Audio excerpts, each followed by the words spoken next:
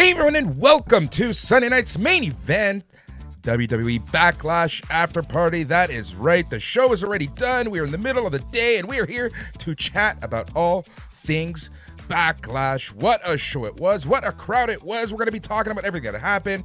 We're going to be talking about what we think is going to happen next. And then, as we always do on these after parties, we turn things over to you, the listener. But we'll see how this afternoon goes because we are in the middle of the day here in the Eastern time zone, and it is Saturday. Tons of sports happening, from TFC to the Bruins and so much more.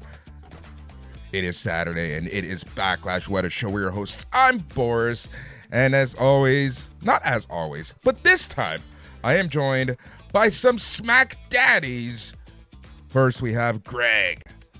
Greg, how's it going? I'm great, thanks.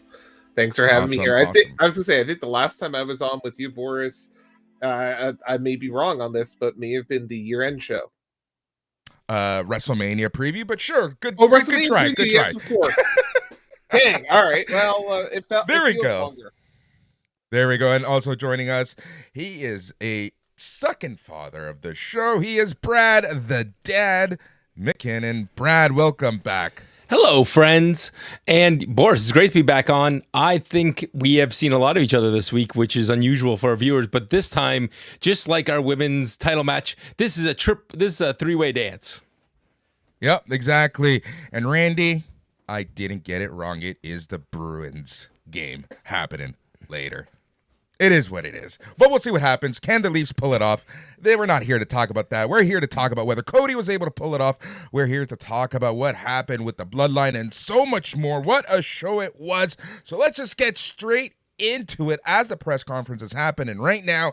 So if anyone is watching, the chat is open. You can leave us your comments. You can tell us what you think and all that fun stuff. So let's get straight to things. Gentlemen, what did you think of the show? Greg? I thought that WWE now has found a new headquarters, I think, for European shows, because Lyon, France, they set a new bar today. Yeah, some could say that for sure, but remember, we don't know how the London crowds are. The house shows sounded insane. We have Austria coming. We have Scotland coming. We have so much happening.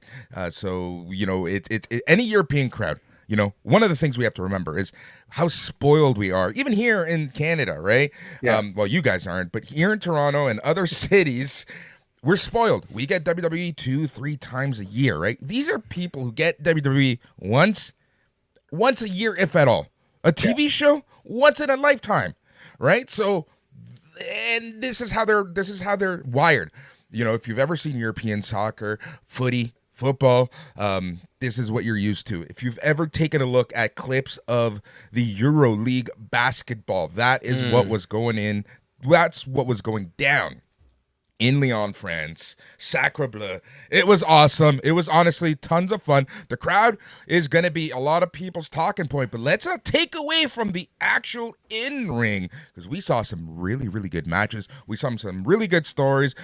Overall, I think, you know, this was a great kind of palate cleanser after WrestleMania and after a few lackluster TV shows. You guys cover SmackDown each and every single week. You guys know about this. Brad, what did you think of the show overall? It was incredible. There was a point in the show, and I'll point it out later, where I literally got my kids to come down, and as the francophones in the house, they were able to translate some of the chants, but they were blown away by the Cody entrance, which was absolutely amazing. It is, yeah, I agree with Randy in the chat. If Greg complains, we riot. We're going to be, Greg, there's nothing you can say bad about this, because what's happened is we had Monday that was okay. Wednesday, Boris and I think we wanted to gouge our eyes out. Last night, you and I were very but the crowd is the show. And you know what, Boris? That we did the pre-show. I wish we would have done it after, because boy, that crowd was big. Right, Boris? Not only that, but the actual show, like the SmackDown itself was a lot better than it looked on paper. So that's one of the unfortunate parts when the PLEs are on Saturday, right? Especially in Europe, because, well, let's be honest, if you guys did the show at 10 p.m. Eastern, 11 p.m. your time, no one would really listen to it. So that's why we do these spoilers. We talk about stuff ahead of time, and oftentimes, they just go off of the spoilers, and they talk about things that they see on paper, but yeah, it didn't do any what it justice. I watched the show this morning while having breakfast, and I found myself like stuck watching the show because I was figuring I was going to fast forward through a lot of it, but it was really good. And even better was this show. The crowd, Boris, is the story. But I think the reason the crowd got so hyped wasn't just that this is a once in a lifetime thing. I think you're right, Greg. This was some of the best wrestling we've seen. Yeah, well, absolutely. I think that I'm not going to get too much into it, but I think that this was overall, I'm going to say, like, WWE card of the year. Holy shit! Let's mark that down. Greg saying positive things. March 4th, 4:31 p.m. Eastern. It's certainly better than that crap I watched on WrestleMania Night 2, I'll tell you that. It's a May the 4th miracle. It's a May the 4th miracle. Exactly. The force has come in and brought the positivity. Greg has moved from the dark side of the force to the light side. Yeah, you'd swear That's why I got carried away. It's got that level of positivity today. I don't know. I was literally gonna say that has Joe been has Joe been passing off the that positivity on you. I always have to be very careful what I say around this group of people. He has not. Yeah, it's I can't. Yeah, I don't even know. I don't know if there's anything I could complain about on this show. I'll find something. Don't worry. Oh, trust me. Look, there 5 matches, and in those 5 matches, I think that all of the matches they played well to everyone's strengths. We'll especially talk about the women's tag team match, where I think they did a fabulous job of really playing up to Jade Cargill's strengths, hiding her weaknesses, and even then there were some spots. But again, we're not here to complain about specific spots, right? I think overall, card like match to match, bell to bell, it was a very, very good card. I'm gonna give it my thumbs up, Greg. Yeah, absolutely, thumbs up, Brad, 100%. Yeah, we are. We were 100% for those listening on the podcast. I think we're all in agreement. And Boris, I can't wait to break down this show because I think we have it's only 5 matches, but boy, oh boy, they were great matches. And this show starts with probably the hottest match I've seen start a PLE in a while. Yeah, a lot of people were thinking, and maybe, I heard some rumors that this was actually going to be the main event of the night because there was a lot of rumors of people debuting, people coming, people returning. You just didn't know exactly what was going to happen with the Bloodline storylines. Let's get right into the show, talk about this show, and the kickoffs. Again, we're not going to go, blow by blow with the kickoff, but these kickoffs are watchable now. I like their little stories. I like their little vignettes, their interviews. They kind of fill in the pieces of the story if you haven't been watching week to week, and I really do enjoy that. It has a very sports-centric feeling, a very UFC-centric feeling if you watch those kickoff and pre-shows and things like that. The one part that really did make me laugh was back in the Connecticut studio when Big E was talking about, he brought up the Gorillas of Destiny, almost foreshadowing, right? Now looking back at it, and CM Punk is looking at him, was like, whoa, we're allowed to say that now? That part really did make me laugh. But overall, kickoffs, watchable now. And listen, I love the Kevin Owens hanging out in Paris, eating creme brulee, them joking about him getting a baguette. Anybody who's ever been to Paris knows you just grab baguette all day long because why not? You're in Paris. Bad baguette in Paris is better than good baguette anywhere else in the world. Just like pizza. Even bad pizza is good pizza. But I've learned that's not necessarily true. All right, we're going to jump into this show. So WWE Backlash 2024. We get us an intro video, and we just get straight into the action as it is Kevin Owens and Randy Orton versus the Bloodline, Solo Sikoa and Tama Tonga. The entrances. Let's talk about this right now. The entrances, right? The crowd was so hot. The crowd just wanted to cheer. They wanted to be part of the show. And I think that the best part of all of this was just how long the entrances were. I know that this was a negative for some, but everyone felt special. Everyone felt like a star. Everyone felt like they belonged there because of the crowd roaring and the extra long entrances, and seeing Kevin Owens being that first person out there and him just soaking it in. And then Randy Orton comes out and everyone's singing along. Right there, you knew that it was going to be a very special show, a very fun show, a very crowd-centric show. Thoughts on the entrances and all that fun stuff? Greg, did you enjoy the sing-along with our Paris faithful or our French faithful? Because this was just one of the smaller cities outside of Paris. But boy, I enjoyed that. Yeah, it was a interesting way to start this off, and I think it was the precursor to what we were going to get through the rest of the night, right? Like this was the appetizer, if you will, right, of the crowd interaction. And honestly, yeah, I think personally, I like the idea, I think, better of having this match as it was as the main event and opened with Cody. Like, if it was me, I probably would have swapped the first match and the last match on the show and kicked off with Cody Rhodes and AJ Styles. But yeah, I can see why they did it. I mean, they want the title on top. I get it. But this was, I think, my match of the night. Right. This was a great match overall. Donnie always says you want heat to start the show, and that's exactly what this match gave us. Before the match even started, they start fighting, and the match turns into a street fight. Brad, I'm going to turn things over to you. It was perfect. I love this start, and I think we don't give enough credit to Nick Aldis on how good a performer he is, because he came out, guys taking bumps and stunners. They just were going to tear each other apart, and then Nick Aldis comes out, and boy, does he do that. You guys want to fight? And then my French is terrible, but he says, as the French say, I think it says let her rip was my wife's rough translation for French. So great, let her rip. Yep.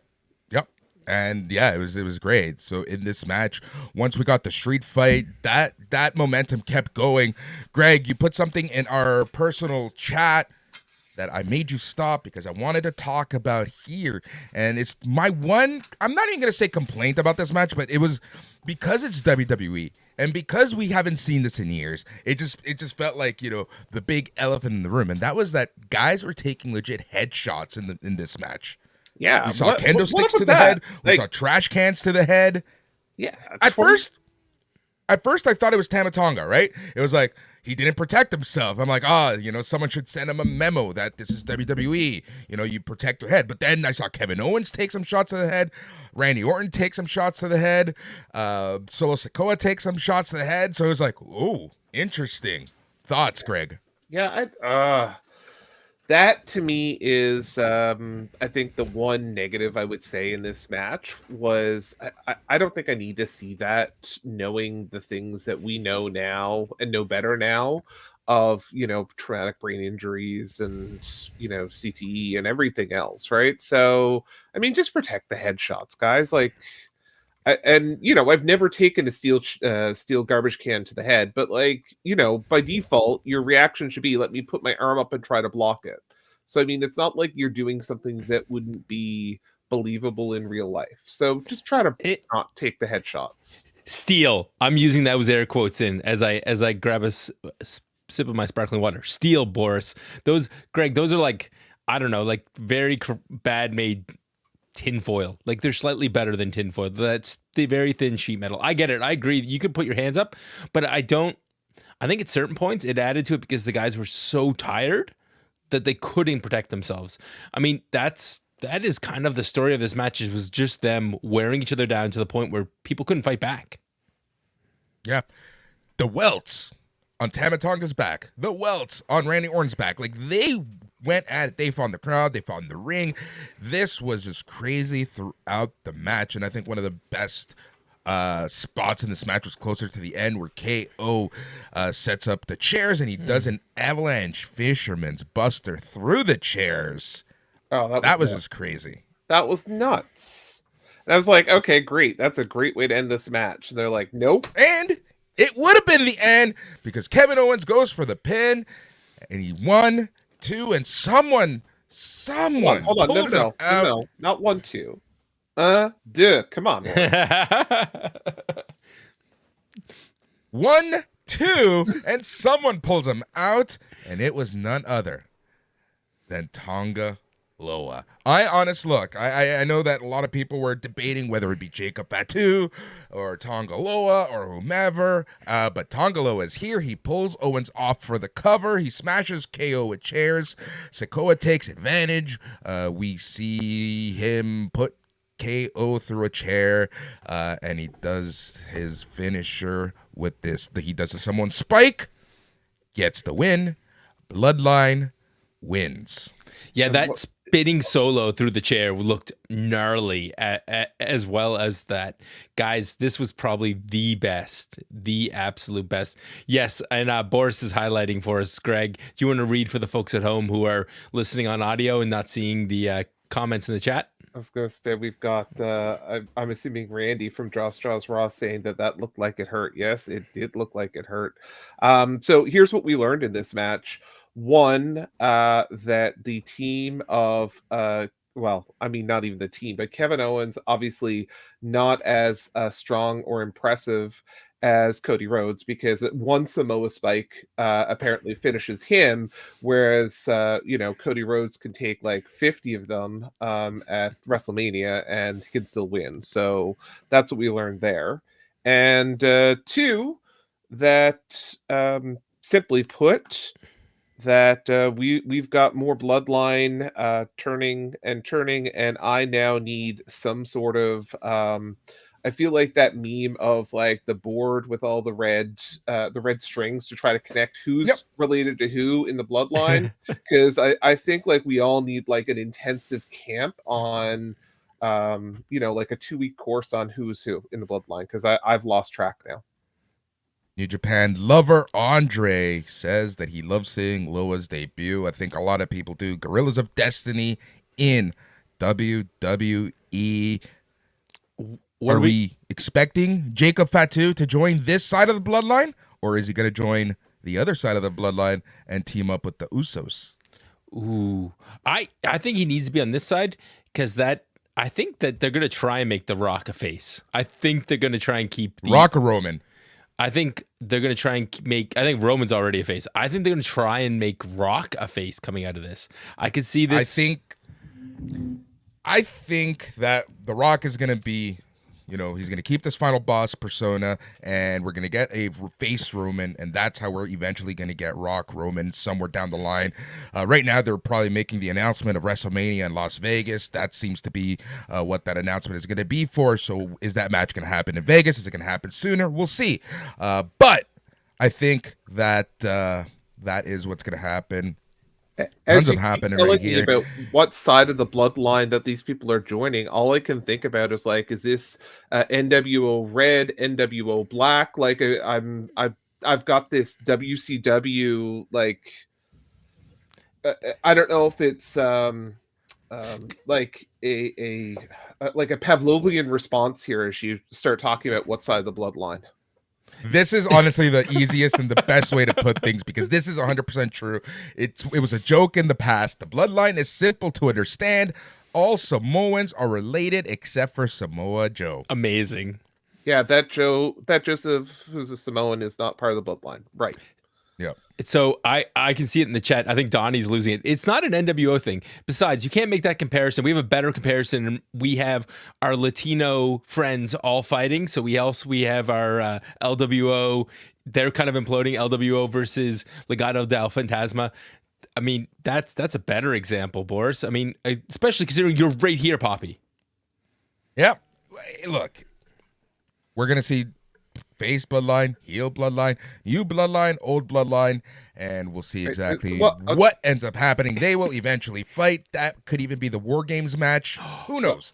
If Donnie doesn't like my NWO analogy, let me do a different analogy. This is Bullet Club Gold, Bullet Club Red, Bullet Club Silver, Bullet Club Rainbow. Like it's just getting too complicated at this point. Wait, can we get a Bullet Club WWE? Because that's really what I want. Because at this point, did we get that in the main event? All the original members seem to be there right now. All right, we're gonna just jump a little forward. I love so we get the setup for the next match, but we still see Randy Orton helping Kevin Owens to the back just to show how brutal everything was. All right, we're gonna jump to the next match, which was for the WWE Women's Championship. Your champion Bayley versus Naomi versus Tiffany Stratton. Brad, I'm gonna throw it over to you. You can tell everyone how this match went. So this match was a great triple threat, and then it did the WWE thing, because really what ended up happening was that we ended up having them break into like pairs and then kind of just go at it for a while. Greg, what was your highlight Tiffy spot? Because you're the huge Tiffy fan on the call. Oh no, absolutely not. I am not the biggest Tiffy fan on this call. That would be our big Poppy here. Poppy. Oh God, no! It's no, Boris. You are much more of our SNME yourself, maybe, or Mr. Blondin are our Tiffy experts here. His wife is within earshot. That's why he's throwing to you, Boris. His wife is within earshot. So as you swig your water, you have to cover for him, or else his wife's gonna walk into the shot and smack him.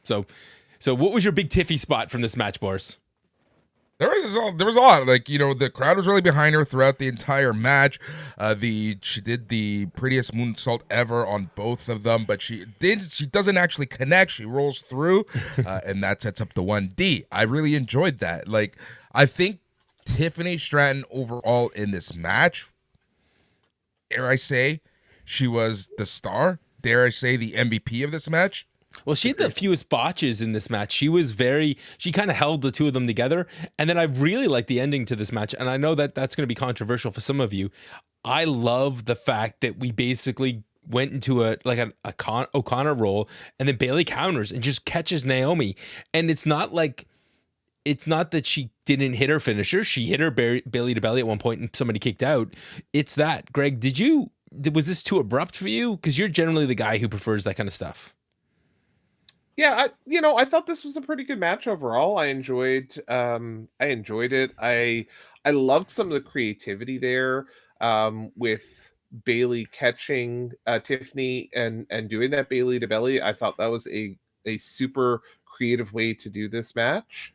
It was a fun match, right? I mean, all things considered, was I expecting this to be a over the top 5-star match? No. Was I expected to be fun and entertaining? Yeah, absolutely. Was I entertained in this? Yeah.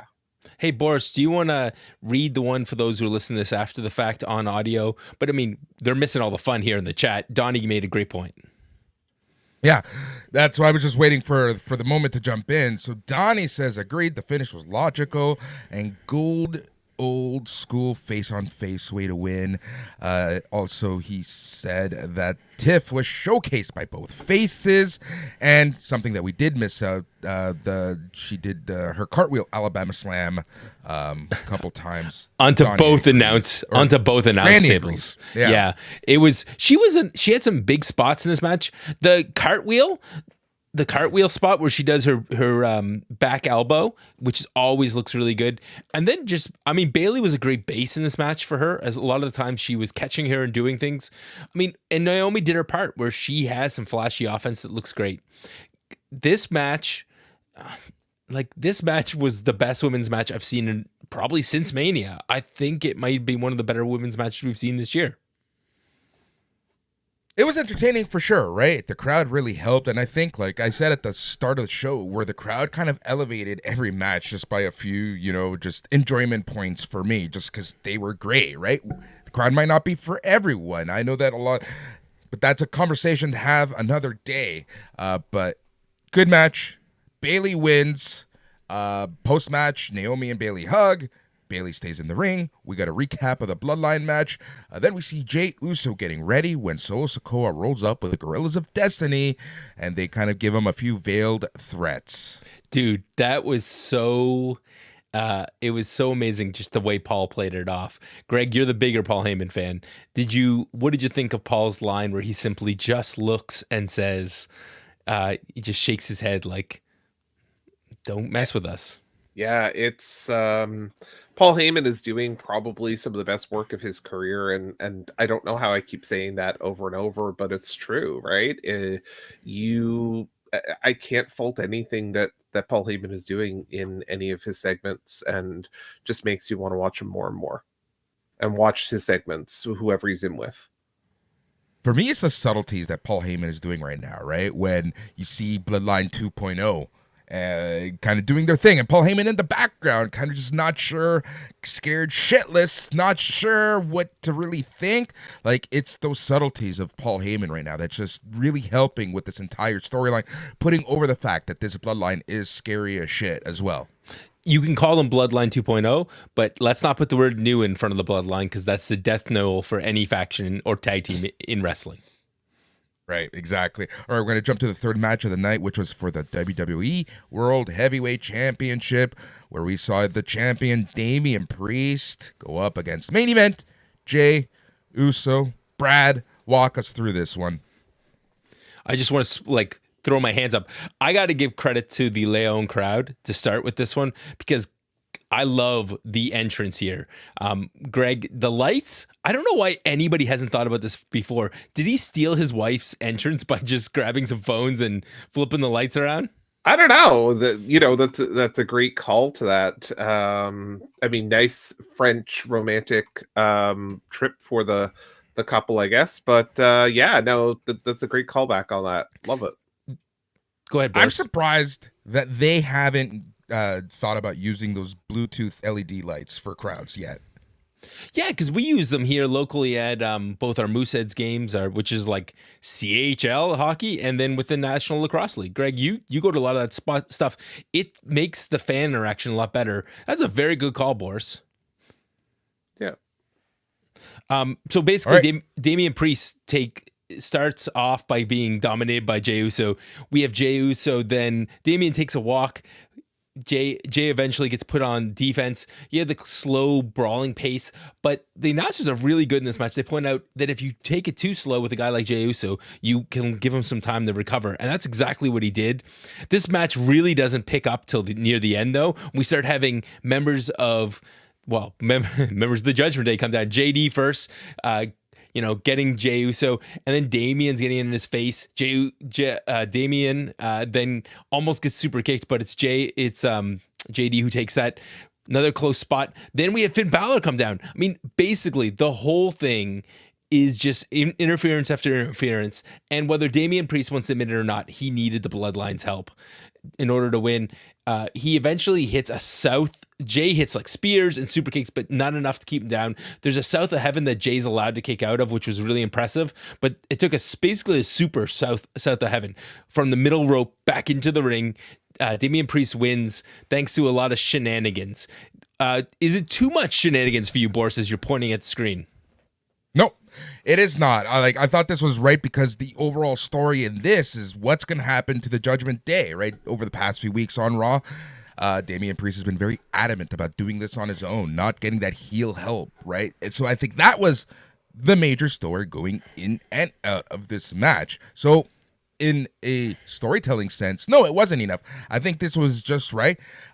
Even if we got Dominic, that would have been crazy if we did. But Dominic was probably tied up, quite literally, with Liv Morgan. So I like the fact that they did do this. It wasn't over the top. It wasn't crazy. It was subtle enough. It did give Damian Priest a win. I was fine with it overall. Donnie in the chat was early, like the actual pay-per-view chat. He was saying that he thought, even though this was Priest's first match defense, that they should have given the belt to Jey. Thoughts on that?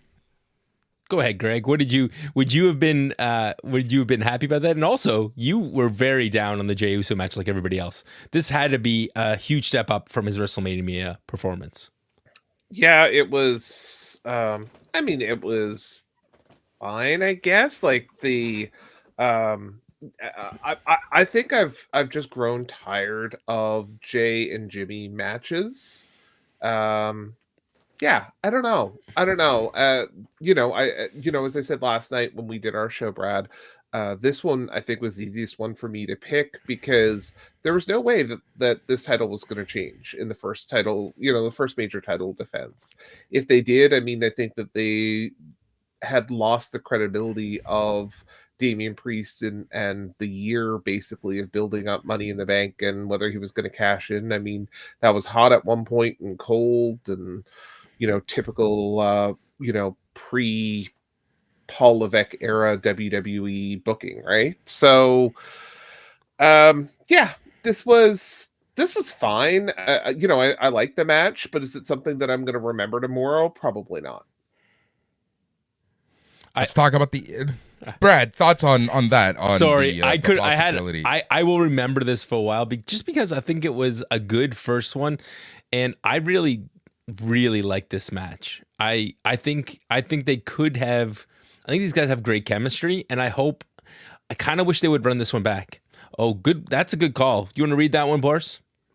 100%. Damien could have lost, and the story on the Fractured Judgment Day would have ramped up to 1,000, and they would have made Jay. So that's the thing, right? Either way, I think we get a good story out of this, but Jay, main event Jay, he could never win the big one. That's the issue, outside of beating his brother. But that's the one knock, right? Here's the thing I would say, in counter to Donnie, that I don't think that it would make sense here in this case because half of Judgment Day now is on the shelf, right? So if you're going to fracture the Judgment Day, why would you do it now? Rhea Ripley is gone for long-term story, right? And that's fine. But if you're going to do that, there's why would you do it when half the members are out? Then they come back and they're like, oh, right, yeah, we used to be together. No, planting. I think it's a case of them planting the seeds, right? And it'll make the impact of when, especially Rhea Ripley comes back. Like, what the fuck happened, you guys? I leave and now you guys can't get along or anything like that. In a perfect world, though, what this will actually lead to is that you will get Jay come out and say, hey, man, you need your boys to help you. And that should be the rematch for Saudi Arabia. They only have 3 weeks to our next PLE, and they really don't have the time. By the way, I noticed somebody earlier in the chat mentioned, Greg, Brad, enjoy your Saudi Arabian SmackDown. Yeah, thanks. Why are you wishing ill will upon me? I'm not sure that's going to be a good thing. Also, post-match, JD McDonough and Balor, they hit the ring. They beat up on Jey Uso. Damian backs them off. There we go. So that's exactly what happened there. All right, so breaking news. WWE has officially announced Las Vegas will be hosting WrestleMania 41 April 19 and 2025. Wow. So I guess this is their way of saying we are never doing another cold WrestleMania ever again because Minneapolis is beautiful, but no. Look, here's the thing. Minneapolis would have been fine because it's a stadium. That's fine. They just don't do outdoors. They can do stadiums. They can do Detroit. They can do, those indoors, but out. The move to April 19th and 20th, that's huge, right? Look at the weather now or a few weeks ago compared to how it was during WrestleMania. Do you know what that is next year, by the way? It's Easter weekend. It's a long Praise weekend. the Lord. That's a great idea. Even as a guy who's have his holidays kind of busy, I think it's a great idea. So going back to Backlash, Donnie says they're all good enough to carry the story on the mic until SummerSlam. Agreed 100%. And I think that's what we're going to end up seeing. So Judgment Day on the rocks. Let's move on. All right. Wait, hold on. Can we just leave one more idea with Jay? Because in the comment, they're talking about Drew versus Punk, and Jay will have his title reign. I think Jay might get his title reign. I think the best way to get him his title reign is to pull a Damian Priest. He's come close a few times. Give him the Money in the Bank briefcase. I don't think he's... Honestly, here's the thing. My honest opinion. Oh. I don't think he's going to get any major championship. I think he might get the IC or the US, but he's not going to win the heavyweight or the WWE anytime soon or ever. Wow. That's too bad. I think he's over, though. With the crowd. with the crowd. Is that, well, here's $1 million question. Is the entrance over or is Jey Uso over? Ask Bobby Roode how that went, right? Yeah, who produces great matches. So, and yeah. listen, we love you, Bobby Roode. And when you come on the show, I would love to do the interview because I'm a huge fan. I've been a huge fan of his work throughout that. And I think the best thing that they've been able to do is take guys like that who get hurt on their watch and take care of them. So, no, but you're right. His entrance was more over than he ever was. And we'll talk about this tomorrow, Donnie. Put that in the notes for tomorrow. Is Jey Uso good enough to win a world championship? Ooh. All right, let us move on. So the next match was for the WWE Women's World Tag Team Championships. We had Bianca Belair and Jade Cargill versus the Kabuki Warriors, Asuka and Kairi Sane. Brad? This match was really the story of, can Jade have a main event match? And while she had a few botches, I think that this was a great tag team match. The power of the other of our of Bianca and Jade are on show, and then they made the smart decision, which was when the heels went on offense, it was Bianca that was in the ring. Greg, did you enjoy like Bianca selling? Because I think she is underrated in this department. I actually enjoyed this match with Jade and with Bianca here. I thought Jade took a lot more of this match than I thought she was going to, if I'm being 100% honest. I thought that Jade worked a lot more than I really was expecting. Is this something that I think Bianca is doing a great job here and helping. I think that the two of these wrestlers together will do some great work. I go back to kind of what I said last night, Brad, on the show. Is this the way I would have given Jade her first WWE title in a women's tag team title? That's the only part I struggle with here. So I'm torn there on whether I like that or not. They're the mega powers of WWE because it's like Hogan and Macho, because you have two women who could be main eventers on their own. You got a great comment from your co-host Donnie in the chat. Yeah, he said Jade did two things AEW never had her do: bump and sell, and she showed a ton of potential in those areas. I agree on that one for sure. I think that was it. And then the other thing you have to note, during a couple of her comebacks, she stopped. So Jade in AEW, you saw a lot of rushing, and she stopped, and she let the crowd come with her. She did a great job. You can see the work of Natty Neidhart on her production, on her stuff. She's getting a lot better. And this match, they had a lot of great spots, but at the end, I am never going to forget that Jaded. That was probably the best Jaded I've ever seen. The setup was awesome. It was so freaking good. So Kairi Sane sidesteps a charge. Bianca hits hard into the post. Cargill makes the save. Kairi goes off the second rope. Jade catches her, turns her around, pops her up into the jackknife position, Jaded, and then she turns her around, gets her into a Jaded position, and it was just awesome. Just really cool. I liked it a lot. Yeah. And then right on top of that, Bianca comes in, hoists up Asuka, hits her with the KOD, and drops her on top of Kairi. They pin Asuka. It just makes everybody look great. And yeah, a huge shout out to Kairi in this match, because to have the guts to take that from somebody who has some inexperience, it was great. And yes, Boris, go back to our man. So there's a lot of chatter going on, so I'm going to read this one. Their eventual feud will be fire, referring to Bianca and Jade Cargill 100%. Thanks to Yuman on that one. Donnie says the story here is the right way to go. Eventually, Jade and Bianca will split, and they will be a money program. If her first title was the world title, Marks would scream how she doesn't deserve it. That's exactly it. They're making her work for it. That's I kind of made that point last night, right? There's no kind of middle ground title to bring her in. I think that the tag title is too low, for where I would bring her in, but I agree that the world title is too high. And I mean, in the men's side, you have an intercontinental title, you have the US title that you could have gone that route with, and Yeah. And she's too big of a star to go through NXT and win the Agreed. world title down there. She needed to come to the main roster. Yep. And our buddy Randy said Kyrie is actually the unsung hero of this match.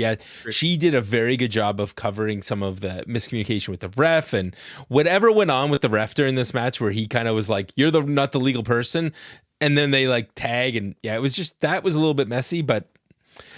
Donnie, another great point. You want to bring that one up, Boris? The only other option would be the Queen of the Ring, and the tag titles are a better way to go. And the reason they're a better way to go, 100%, and I'll throw it to you, Boris, the reason I like this so much is because it allows the more experienced champion, which is Bianca, to help Jade and groom her. They used to do this all the time in territory time, where you had a veteran team with a young person and get the rub, plus also learn the tricks of the trade. Yeah.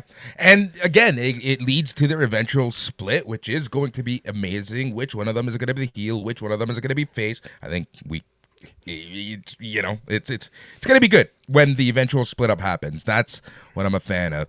And the other reason why I think that this is the better option is because I'm 99.9% sure at some point somebody announced, like within a WWE programming, so it's in canon, that the King and Queen of the Ring get a title shot of their choosing, right? So yes, and the bigger thing is that if Jade is your project, she can do both shows.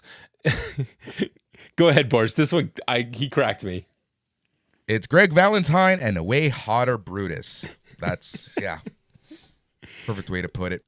All right. This leads us into the main event. Main event time already. 5th match of the night. We got AJ Styles versus the American Nightmare Cody Rhodes for the WWE Undisputed Championship. And just the entrances for this match was incredible. Like I said, everyone felt special. Everyone felt great.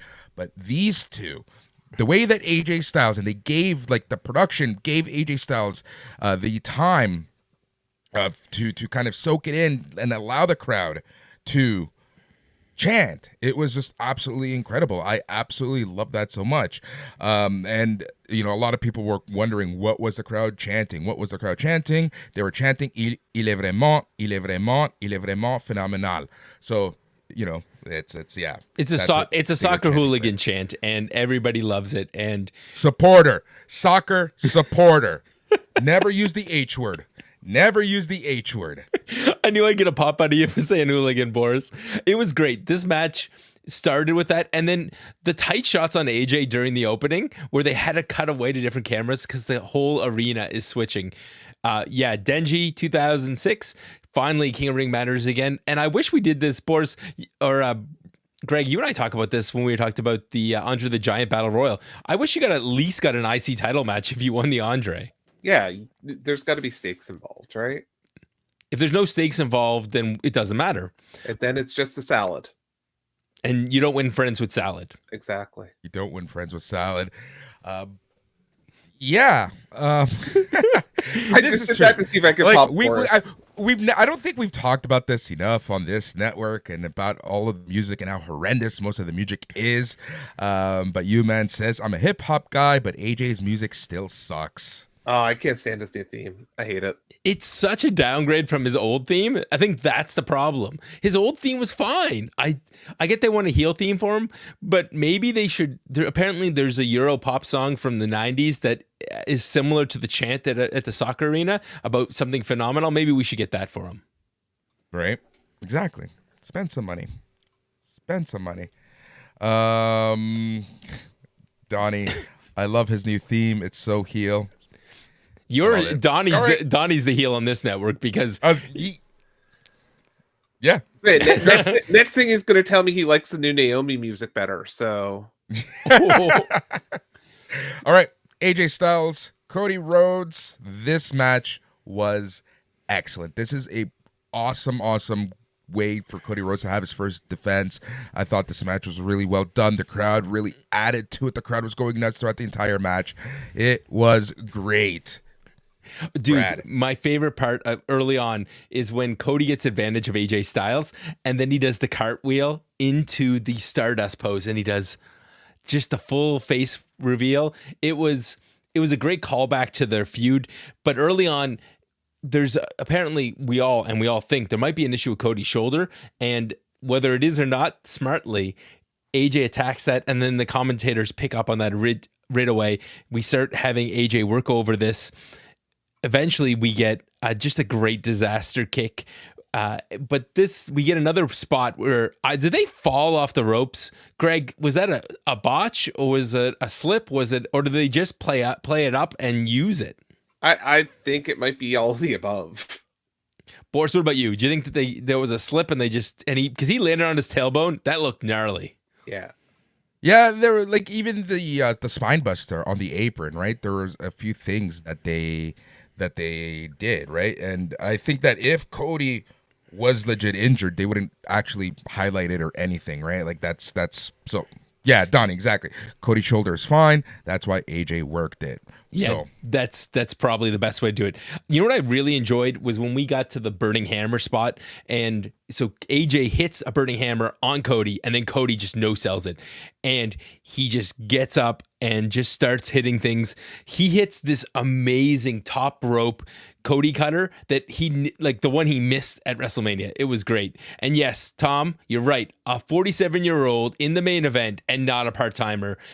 I think this may be one of the better. This may be one of those runs of AJ's career we look back on, Boris, and think this was, given his age, I hate to say the word, but he's phenomenal. Yeah, he's great. He's great. He still looks good. He can still make others look good. He's not embarrassing himself out there. Yeah,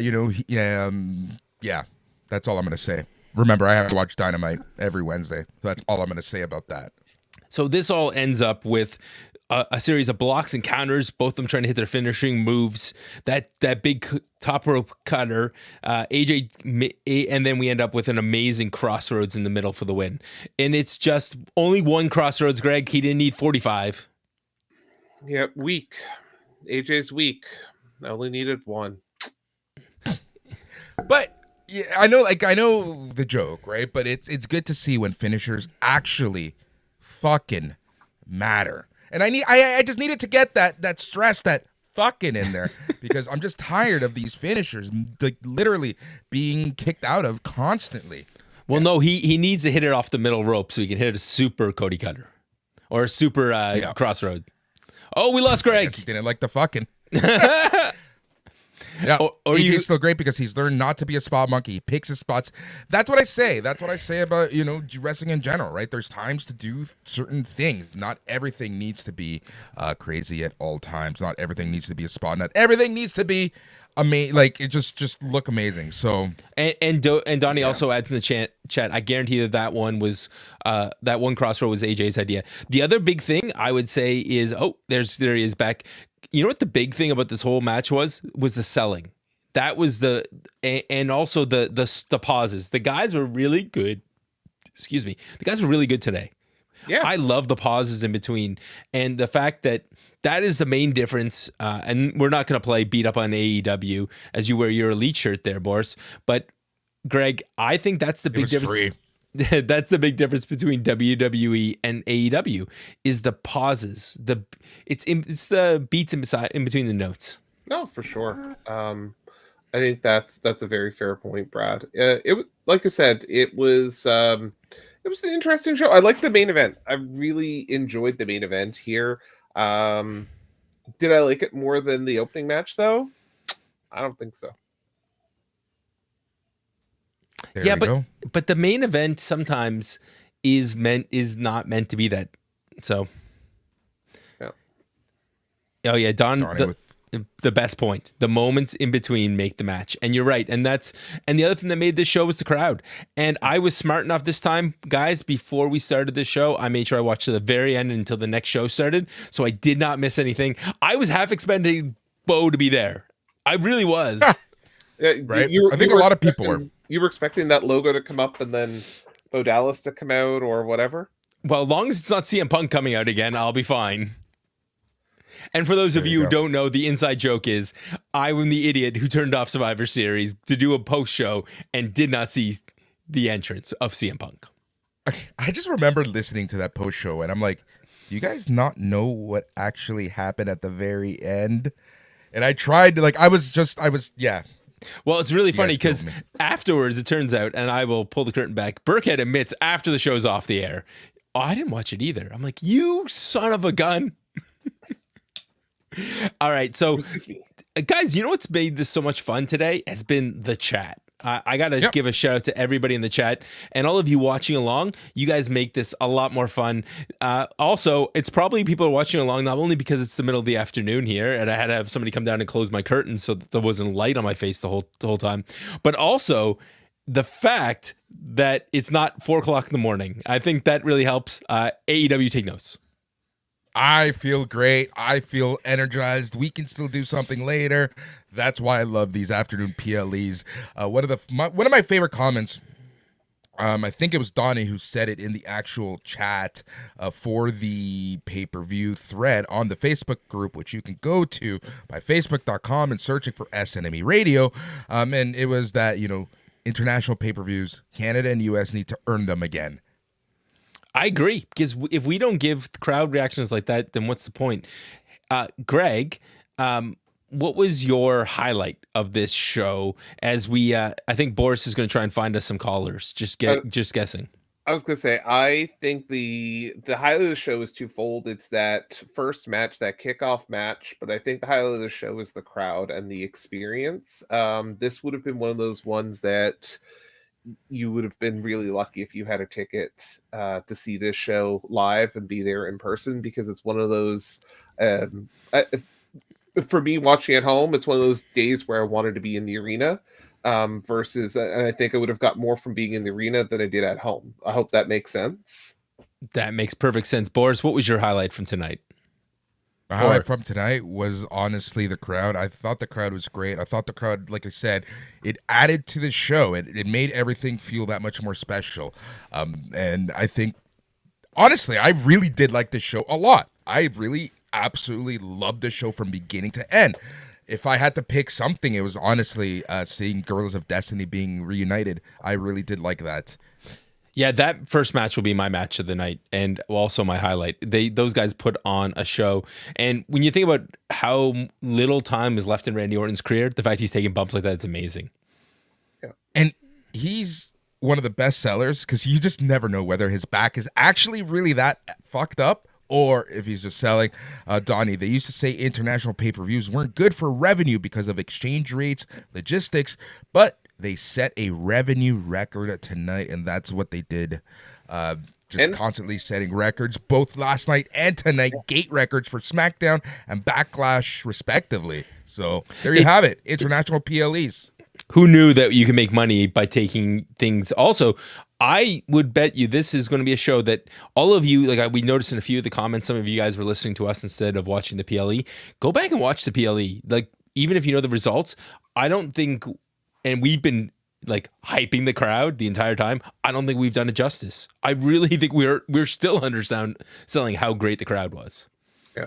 But before we turn it over to everyone, you, the listeners, just remember there are a few ways that you can catch us each and every single week. And the easiest and best way is to subscribe to the Patreon network, because we're more than just a Sunday show. We're more than just these after parties. We have shows each and every single day reviewing SmackDown. We have both Smack Daddies who review SmackDown each and every single week.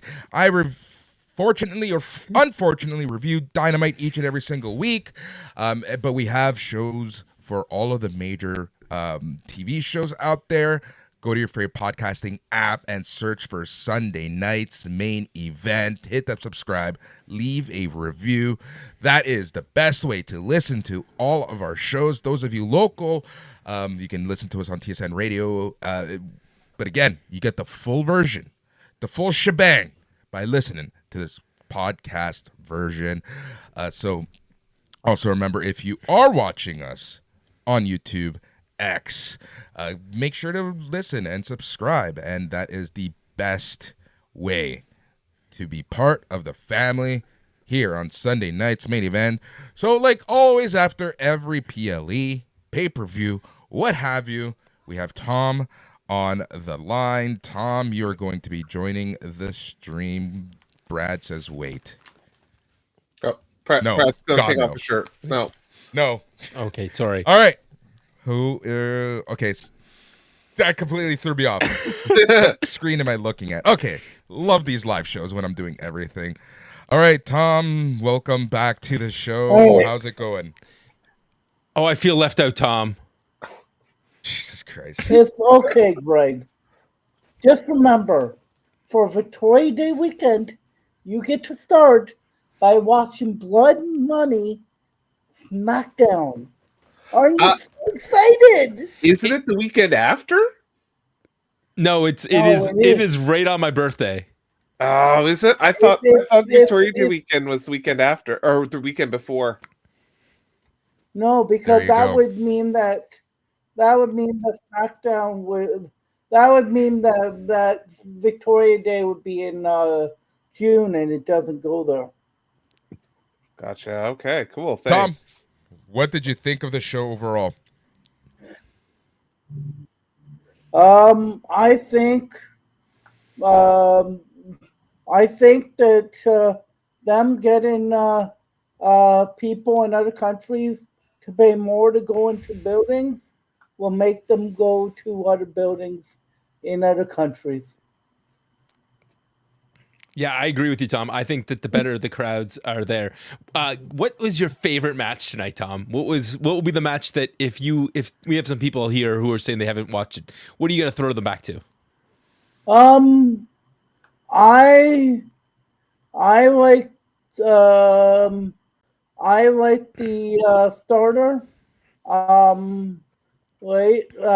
will also give credit to Tiffany Stratton because most people that get the enhancement surgery don't just rely on that and don't try to better themselves afterwards. And she's done both. And I feel sorry for Cora Jade, and I feel sorry for Roxanne Perez because of Cora's injury, Tiffany got the spot, and she's running with it. So, Yeah. yeah. Yeah, Tiffany's made an impact for sure on the main roster, and I think that will continue. So yeah. And on We this will- network, Boris, she's made an impact both on. To say the least. To say the least.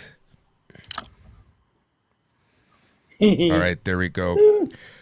All right, Tom. Thank you so much as always for joining us. We'll chat again during our next after party, which might actually end up being King and Queen of the Ring. We'll see. We usually don't do after parties for those shows, but we might just have to. So, Tom, thank you so much. Thank you for being a supporter. Thanks for everything. We'll chat very soon. Thanks, Tom. Thanks, Tom. All right. So, Donnie's going to come online. I'm going to let him figure out this stuff. And then we will talk about the King and Queen of the Ring matches because these matches are fuego. Listen to these matches. Listen to this lineup. We have Zoe Stark versus Ivy Nile, Shayna Baszler versus Zelina Vega, Lyra Valkyria versus Asuka, Io Sky versus Natalia.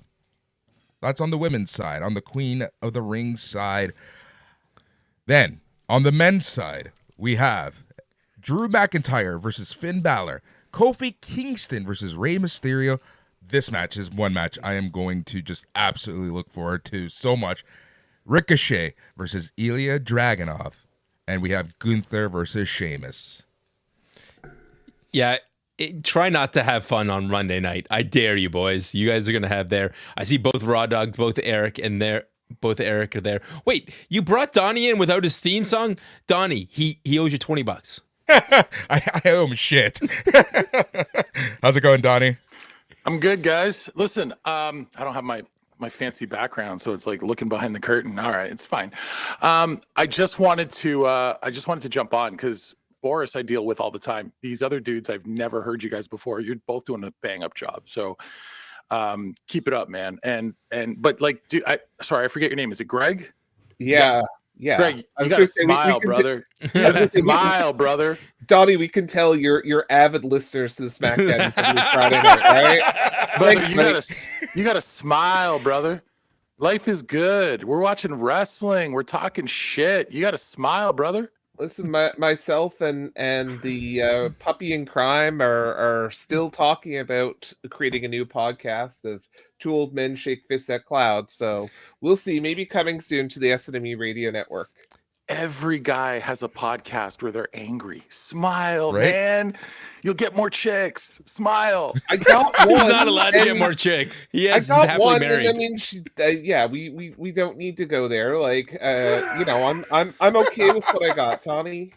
I'm set in my life. I'm set in my ways. I'm okay. I'm okay. What a curmudgeon. Like I I thought know, I was right? the old guy around here. Like, look at this guy. Yeah, Hey, no, No, that's why they're the Smack It's Smack Daddies. Daddies. Yeah, it's our shtick. We're old guys with mortgages and kids. It's like our shtick. Although I am the power of positivity, and Greg balances us out. Donnie, what was your favorite part of watching the PLE this afternoon? Besides the fact that I don't know, like we're all done and we can go out and have some fun in an hour. I was gonna say Boris looks like a man who's got a roast beef sandwich in his future. Like, Fuck off. I think that for me, like I just thought that it was produced really well, you know, and that there's my background. Hey, I just thought it was produced really well. I thought, you know, when you look at certain matches, when you look at the card, it's really easy to dismiss this PLE and say it's not going to be much. We're not expecting world champions to drop their title in their first major defense. We're not expecting the baby faces to beat the new team of Solo and Tama Tonga. So on paper, when it's all very predictable, you're not expecting much. But man, like I felt like the producers that worked on each match really took the approach of who cares if the fans know the results? We're going to put on a show. And every match is going to be a great presentation. The first match, I think Greg mentioned it. I mean, it was a banger. That's a banger, you know? And to me, the result, like I see people online going, oh, why do the Bloodline always have to cheat? Because they're heels. Because they're heels. What do we not understand? They should cheat every single time. They should always cheat because they're heels. This is what you do. Why do I want my baby face to lose clean? What does that do for anyone? Never. It's never a good idea. Oh, because the heel needs to be established. To do what? They're heels. Like, it's the oldest concept in professional wrestling. You know, this is not hard. Heels should cheat. Otherwise, they're not heels.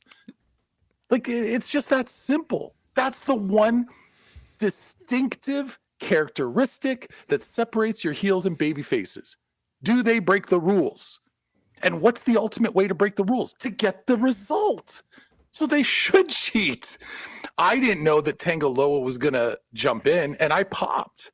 I mentioned weeks ago that I had been told that Tangaloa signed, but no one's been talking about it. Everyone's been talking Everyone about was Jacob talking Fatu. about Jacob. That's right.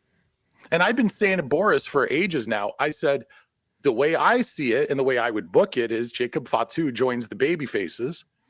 And Tangaloa, of course, joins his brother. Tama Tonga joins over there. And then I guess we'll see what happens if this angle lasts long enough for Zilla Fatu to get involved. Who knows, right? Who knows if it lasts that long? But I mean, I think it's the storytelling to me in every match was so good. And I care about that more than I care about how good the match is. I care about the story. I care about the way that the matches are produced and constructed. All I hear when it comes to someone like Jade Cargill is negativity. And all I ever hear is she sucks. She can't do anything. She's trash. AEW lost nothing. And all I do when I watch her is I look for growth. Is she growing? If you watch that match with an objective eye and you don't think she's gotten significantly better, I don't know what you're watching. I don't. you know, and I don't care that she did a springboard crossbody. That's what people are, oh, she's doing more moves. Who cares? That's not what makes you better. She's working the crowd where she used to ignore the crowd quite a bit. She's selling, which she never had to do before, and she's bumping, which she also never had to do before. So that's huge growth for her. Yeah, every match had a great story, you know, and that's what I'm interested in. And it's great story without necessarily being soap opera, right? Yeah. So that's to me what made this pay-per-view a huge home run when I expected nothing. I expected nothing. The best part about this whole thing, Donnie, though, was the commentary added to it. And I think that's another big change that we can attribute to the lack of a he who shall not be named being in the picture. Because Michael Cole sounds like a human being again. And seems like he's having fun at his job. Yeah. Yeah, I commented on the Facebook group that the Marks were losing their minds when he talked about AJ and Cody, the former leaders of the Bullet Club.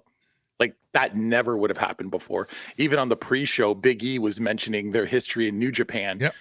And CM Punk goes, whoa, we're allowed to say New Japan? That was just an awesome moment. I love that moment so much. Big E's like, yeah, man, things have changed now. Honestly, I was the most impressed. Like, aside from how awesome the show was, the good in-ring, the crowd, the production, like you said, for me, it was the actual literal production. The sound mixing was awesome. The way that they integrated the crowd, the announcers, the music, everything was superb. Absolutely superb. They made sure that you heard what they wanted you to hear at the right times. And even the little shots where the cameras were shaky in the crowd, they put them on there just long enough as to get the sense that the building is shaking, but not so long that you're like getting motion sickness, which is a very subtle difference in how WWE produces television. Go ahead, Boris. Read the quote for those who are listening to this on the pod later. All right, so everyone is having fun and everyone can feel it. It is amazing. And I love this one. Jade is Storm. Jaden is an X-Men. Eric B. Don't get me started on X-Men. I'm still not over it. Fuck you, Gambit. I added that last part. Remember it. Yeah, this... And you know what? And remember, Magneto was right. Goddamn right. He's a revolutionary. You know what we Of course you love Magneto. You know what we need now? I just want Jade. Now that everybody keeps talking about Jade and Storm, I just want Jade to be my Storm. Like, can we get her apart? Can we get her apart? Marvel, DC. Your camera's gonna start looking like Tom's camera soon. You know what I think is gonna happen though, as if we want to like go down the road, because I don't like necessarily fantasy booking, but I love trying to see where I think the stories are heading. And I think everyone and their dog is expecting Jade to turn on Bianca. I think Bianca's going to be the heel. Bianca. I think Bianca's the heel. There's subtleties already. The way that she talks to Bailey, right? Like that unfinished business that they have. Yeah. I'm just seeing some seeds of Bianca being the one to be the turn, because it's like, can't Denver, like she's going to feel isolated or something like that. I don't know. I might be reading into it too much, but that's how I'm seeing this story kind of progress. Well, the other part of it is, and I realize that I'm not going to say he who shall not be named, fucking Vince McMahon. We know that the way Vince used to do business was, if we take someone from somewhere else who's already established, we have to put our own stamp on them. And I don't know that mindset exists to the same extent, but I do think it extends to this current regime a little bit. And I think Triple H looks at Jade and says, she was a heel champion in AEW. We're going to turn her into the ultimate babyface. Mm. And I think she can be. I think she can be the John Cena of women. And I think that the more they lean into, like, she's a mother and there's a backstory there about her life. Like, she's somebody's mom. Like, moms are not supposed to be able to get in that. Well, maybe now like moms get in shredded shape, but like, that's not what my mom looked like growing up. God bless her. She had to deal with me.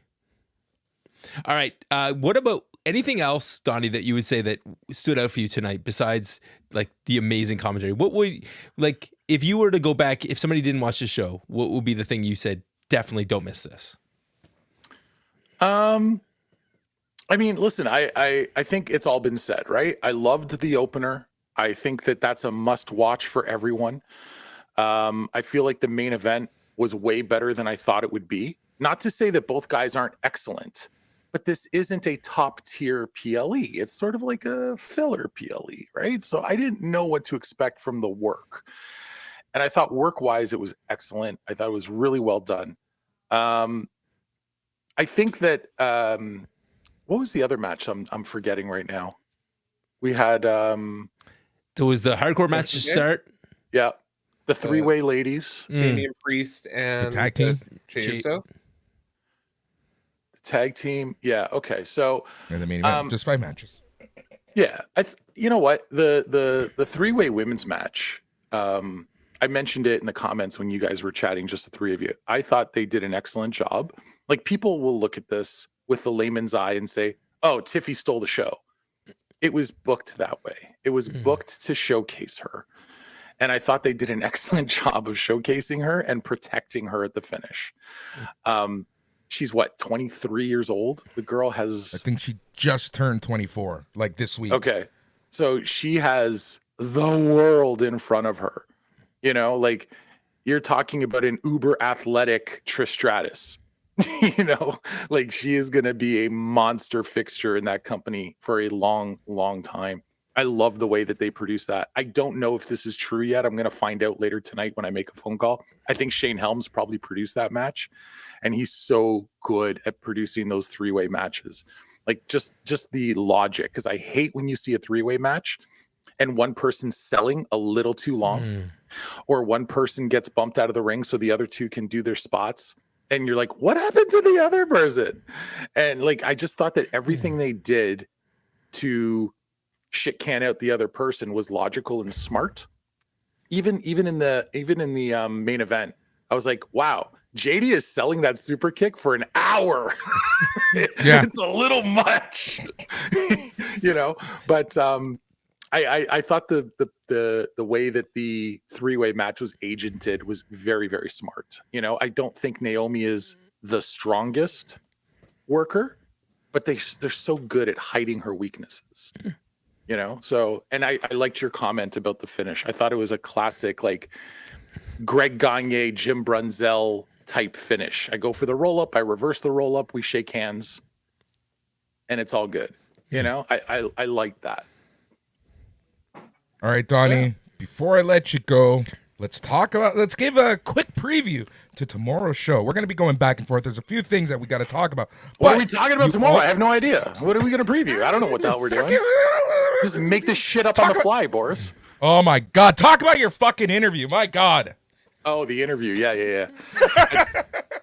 I talked to Don Callis, and I've said this for a long time. I've interviewed hundreds and hundreds of people in this industry over the last something amount of years. And Callis has been my white whale for a long time. I've never interviewed Don Callis. There was 3 separate times I was supposed to interview Don Callis, and it did not come to fruition. The first time was because my pal Brian Garside scooped him on me, and I was hot. I was hot for years because he scooped him on me, took up all his time, and I was so hot. And he kept rubbing in my face how much fun he had with Don Callis. And this is when Callis was Jackal in the WWF, and he was with Kurgan, and Kurgan and Edge had a one-on-one match at a private corporate event at TSN headquarters. And Callis was doing this thing where he went up to Kurgan and just kept slapping him in the face. Dance, giant! Entertain us, giant! And just it just kept slapping him around for all the executives. Like, holy shit, he's beating the hell out of that large man. And it was just like such good gimmick stuff. But I really enjoyed. I talked to Callis. How long was that interview, Boris? Like 45 or something? 36 minutes. Okay, so he was great. And you know, in the interview, he's like, I generally hate people, and and he's like, that's not a work. I don't like to do interviews because I hate everyone. And at the end of the interview, I said, hey, man, thanks for your time. And he goes, I don't dislike you. This wasn't unpleasant. Yeah, Donnie, is that the nicest nicest times you've ever had? that I the don't dislike you. conversation made me fucking laugh. Like, I cannot wait for people to hear this. It is such a funny interview. Yeah, I didn't even have to go back and forth with him. It was just like, put it on a tee and he's hitting home runs like every single time. And there's people that are going to listen to this interview and they're going to think, oh, he's in character, but he's not. This is who Don Callis is. And I know this for a fact because I have a half dozen or so people in my life that are very close friends with Don. And they've told me stories for years, you know, and they go, oh, no, that's, that's who he is. Like, it doesn't matter if there's a mic or a camera, but he is fascinating to listen to. And when the cameras were off, I asked him for a suggestion because I was on my way on Tuesday night over to Super Kicked Wrestling, where I coach. I'm a coach at Super Kicked Wrestling. I teach promo class and I teach psychology and character development. It's a great school to learn professional wrestling, and Super Kicked has given me that opportunity to go in there and work with the students there. So I said to Don Callis, what advice would you give to young wrestlers learning to cut promos and work on their character? He goes, I would tell them to quit. You're not going to make it. And he goes, I can't think of a punishment worse than going to wrestling school and listening to promos. I'd rather drink bleach. Amazing. Yeah, I can't wait for that. And we're gonna have our back and forth. We're gonna have the news. That's gonna be dropping tomorrow afternoon. So Donnie, Greg, is there anything I can say to make you smile? Can I hug you? Like, is there anything I can say to get a put over? I don't know if You you need a heard me tickle? earlier, but when you were saying about what Don Callis said at the end of your interview, I asked, whether or not is that the biggest compliment you've ever gotten? No, some people do genuinely like me. It's rare, but it does happen. I wasn't sure, right? Like, I was Yeah, no. I don't know if that's the biggest compliment you've ever got. He's been your white whale, so. He just smiled, Donnie. You got it. You did it. That's it, eh? Yeah, Is that- you is made him that as good as it smile. gets? You made him smile. That's it. Even a high note. All right. Well, may the fourth be with you for all the Star Wars nerds out there. And yeah, check out the interview tomorrow. I guess how much of it are we playing on the radio, Boris? Like, So on the 10 radio, minutes? it'll be about 15 minutes. And like I Okay. say, each and every single week, the entire interview will be available in podcast form. Go to your favorite podcast app. Sunday night's main event. That's all you need to search for and hit that subscribe button. Yeah, don't miss this one, man. I say that about all of them, but don't miss this one. Like, Callis is cash, so don't miss it. Guys, you're doing a great job. Keep it up. I've got plans tonight, so I'm getting the hell out of here. And like, if y'all want one of these Donnie's Always Right hats, I'll hook y'all up, okay? I won't even wear that if I lose a bet against you. Oh, now it's happening. Now we're going to make a bet, and you're going to wear the goddamn hat, Boris. All right. Yeah, you want we'll one? I'll see. hook you up. I'll hook you up. Eric, I was literally about to ask you, what are you drinking after this? What are we going to be drinking after this? I had zero plans to do anything tonight. Nice. Now I'm just like, I might need a beer after all this. Among other things, Boris. Among other things. Okay, and the next hat should be Boris is not right. Yeah, I'm gonna get a. I can switch the patches out on this gimmick. Fuck's So sake. I'm gonna get another one that says Boris is perpetually wrong, except when he agrees with me. Oh. All right, All right, Tony. kids, I'm out. Have fun doing Take whatever care. you young people do. You can't do the old guy gimmick because I'm the oldest guy around here. So go fuck your hat. See you later. Take care, dude. Oh my god. I don't even know what's going on anymore. I think it's time to. I think we're getting the wrap up signal. I think it's I time think to we're go getting the home. wrap up. Yeah. Are we getting the wrap up? All right, let's take this baby home. All right, so everyone, thank you so much for listening. Like I've said, so many different ways that you can listen to us. Like I said already, best way is in podcast form. Go to your favorite podcasting app and search for Sunday Night's Main Event and hit that subscribe if you want to be part of the family. There's a couple ways to do that. First of all, joining our Patreon, going to patreon.com/SNME Radio, and for just $5 a month, you can be part of La Familia. Also, another way to help support the show is by buying some merch. That's Chopped Tees, chopped-tees.com. Not only can you find SNME merch, but you can find merch from WrestleNomics, Post Wrestling, Boys and Rana, and so much more. And the best part is that shipping and all those hidden fees, they're all included in the price that you actually see. So what you see is what you get, and the quality is awesome. And yeah, chopped-tees.com. This This comment I saw in the corner of my eye. I had to put it on because I'm like, did I actually see that come through? This stream has more viewers than Dynamite. Good job, guys. That's not fair. Dynamite has more viewers. They just have less people in the arena. I would say no one can see our hard cam side. Oh, Exactly. I'm not touching that one. I'm not touching that one. On behalf of Greg and Brad and even Donnie, thanks so much for listening. We appreciate you so much. Till next time, and most importantly, stay tranquilo.